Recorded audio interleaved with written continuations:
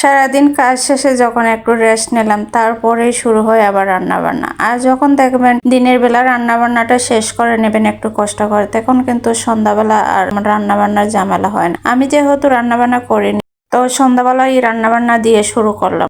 Hello everyone, আসসালামু আলাইকুম। সবাই কেমন আছেন? আশা করছি যে যেখান থেকে ভিডিওটি দেখছেন সবাই ভালো আছেন। আল্লাহর রহমতে আমরাও ভালো আছি। আজকে ভিডিওটি অবশ্যই আপনাদের ভালো লাগবে। এই তো আমি সন্ধ্যার সময় রান্নাটা করে নিলাম। আজকে আমি শাক ভাজি করেছি। এই তো শাক ভাজিটা করে নিচ্ছি। অনেকটা তরকারি রয়ে গেছে, এগুলো আমি অল্প অল্প গরম করে নিচ্ছি। যেহেতু আজকে আমি দুপুরে রান্না করিনি তেমন একটা, তো আমার তরকারিগুলো অনেকটা রয়ে গেছে। সকালে আজকে রান্না করেছিলাম।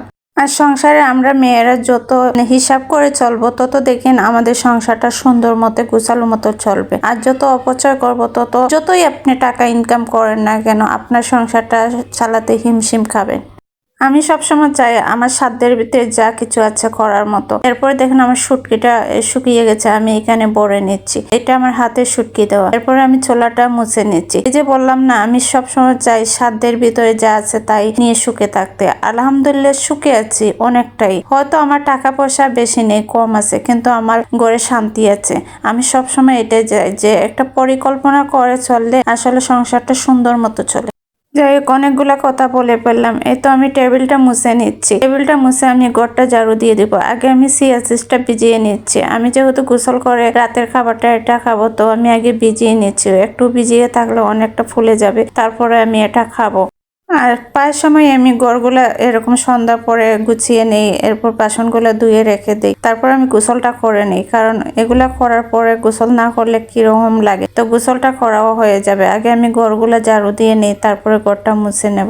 এই তো আমি আমার বেডরুমে ঝাড়ু দিয়ে আসছি। এরপরে আমার আম্মুর বিছানাটাও ঝেড়ে দেবো। যেহেতু আম্মু এখানে বসা ছিলেন, তো আমি বললাম ওনাকে ওঠার জন্য, উনি উঠলেন। তারপরে আমি ওনার বিছানাটাও ঝেড়ে দিচ্ছি। একসাথে সবগুলা কাজ সেরে নেব, এসে পরে আমার বিছানাটা করে নেব। যেহেতু আমি নিচে ঘুমাই, তো আমি নিচে বিছানাটা এখনো করা হয় নাই, তারপরে আমি বিছানাটা করে নেব। আর আম্মু যখনই আমার বাসায় থাকে তখনই আমি নিচে বিছানাটা করে ঘুমাই। আমার কিরকম যে শান্তি লাগে সেটা বাসায় প্রকাশ করতে পারবো না। আমি আমার মায়ের কাছে ঘুমাতেই বেশি পছন্দ করি। হয়তো সবাই প্রশ্ন করবেন যে মায়ের সাথে বিছানায় কেন আমি ঘুমাই না। আসলে বিছানা তো আমার মেয়ে ঘুমায়, তো আমি নিচেই বিছানা করে আমার আম্মুর সাথে ঘুমিয়ে একসাথে শুতে আমার অনেকটা ভালো লাগে। এরপরে আমি গোসলটা করে নিলাম। গোসলটা করে আমি এই যে চিয়া সিড ভিজিয়ে রেখেছিলাম, একটা লেবু দিয়ে এই চিয়া সিডটা খেয়ে নিলাম।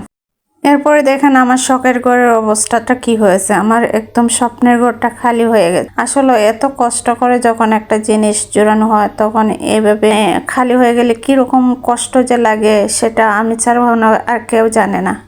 আর আমার গুছানো ঘরটা এইভাবে কেন ফাঁকা হয়ে গেল, এই ভিডিওগুলো দেখতে গেলে আমার পরবর্তী ভিডিওটা দেখতে হবে। আর পরবর্তী ভিডিওতে অবশ্যই বলবো কেন আমার ঘরটা এইভাবে খালি করে দিলাম। আর সেই পর্যন্ত সবাই ভালো থাকবেন, সুস্থ থাকবেন। আর আমার ভিডিওটি ভালো লাগলে অবশ্যই লাইক, কমেন্ট ও শেয়ার করে দেবেন। আল্লাহ হাফিজ।